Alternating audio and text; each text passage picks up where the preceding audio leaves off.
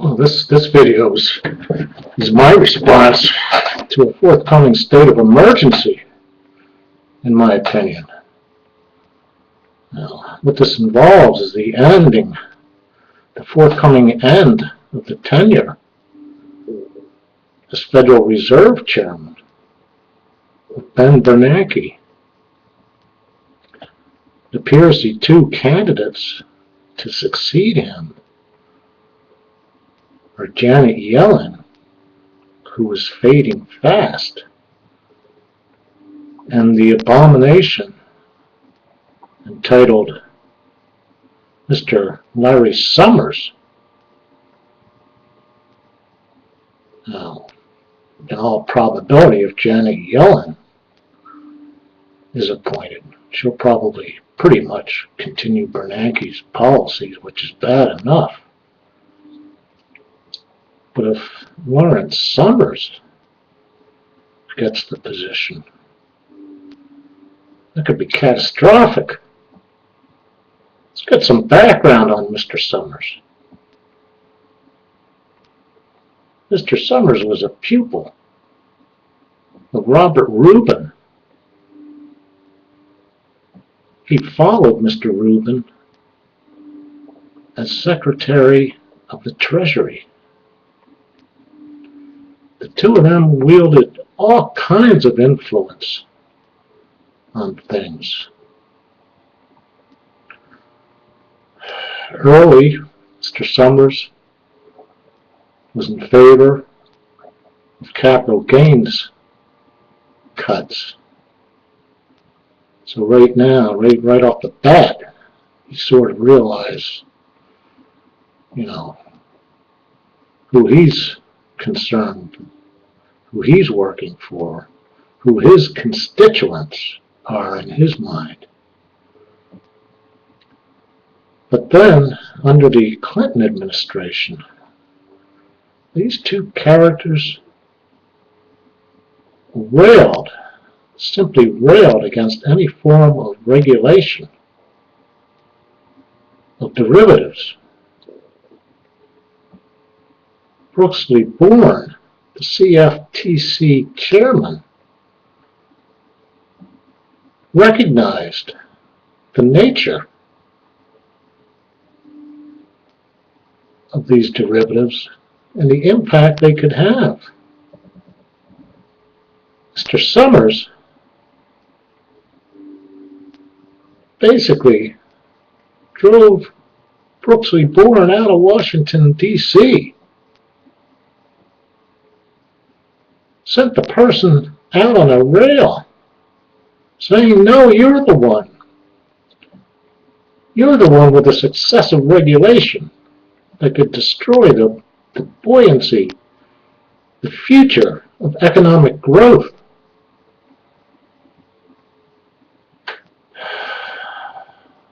So, as a result,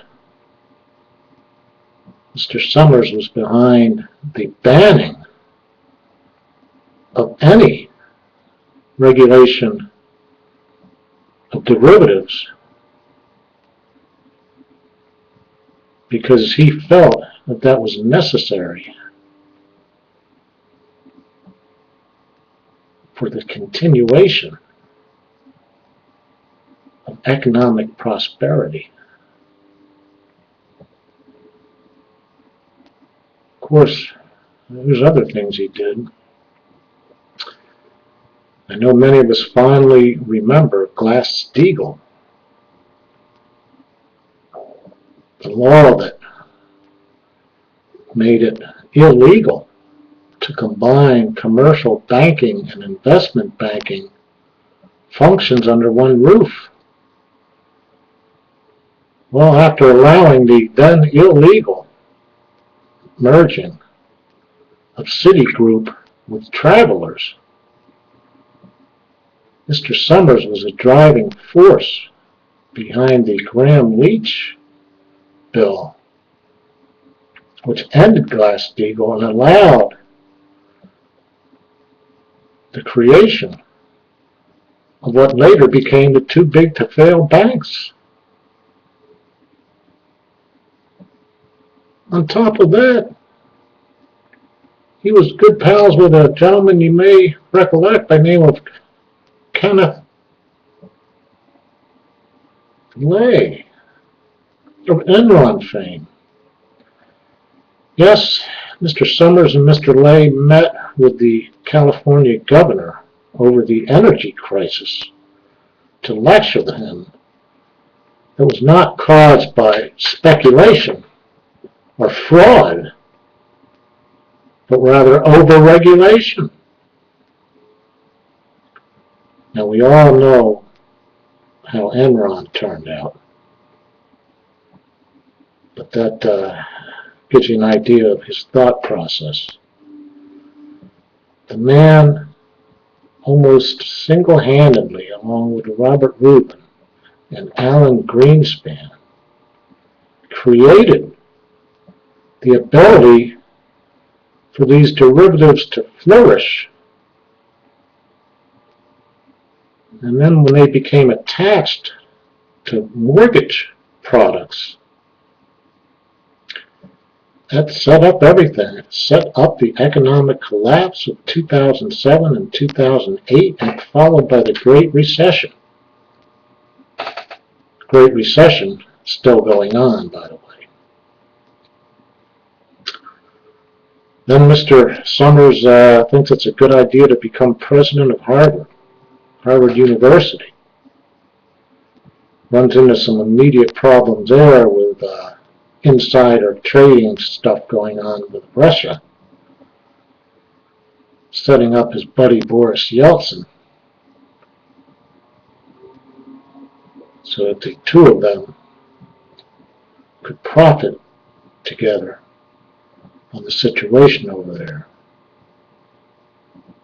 Of course, he also got into problems with Dr. Cornel West, causing that individual to return to Princeton. But he might have his two greatest claims to fame at Harvard was he was in charge of the endowment, thought it was a tremendous idea to invest $3.52 billion in interest rate swaps, an unregulated derivative based on his actions previously. Unfortunately for Harvard, it resulted in a $1 billion loss, half of which, $500 million, was paid, and the rest is being paid over time. So his own act of deregulating derivatives comes back full circle, bites him in the ass. Also bit Harvard in the ass. And he thinks it's a good idea to give a speech about why women lack the last ounce of brain power to be successful as scientists or high-level engineers. Looks like perhaps the man never even heard of the term women's lib, or equality of the races, minorities, whatever you want to call it. All these social issues that are going on apparently escape the man.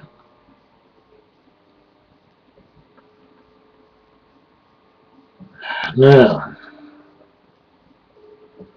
Mr. Obama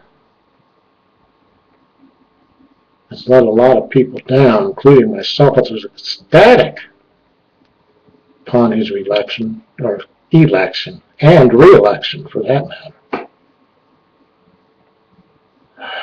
But he hasn't done it. I'm afraid his legacy is could end up being what happens if he appoints Larry Summers. His legacy could be based on what happens between 2013 and 2016.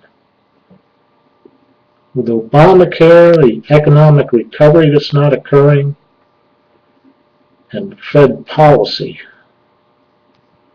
under this individual, Mr. Larry Summers. I suggest everyone everyone do at least cursory research on this Summers person. Because if you read that he becomes Federal Reserve Chairman, God help us all. God help us all. I might be so overcome that I'll be unable to function to the degree to even do a YouTube video broadcast. So, let's see how it plays out, and I hope everyone understands the emergency, the incredibly vital situation surrounding this Federal Reserve opening. Well, until next time, if there is one, goodbye and thanks for viewing.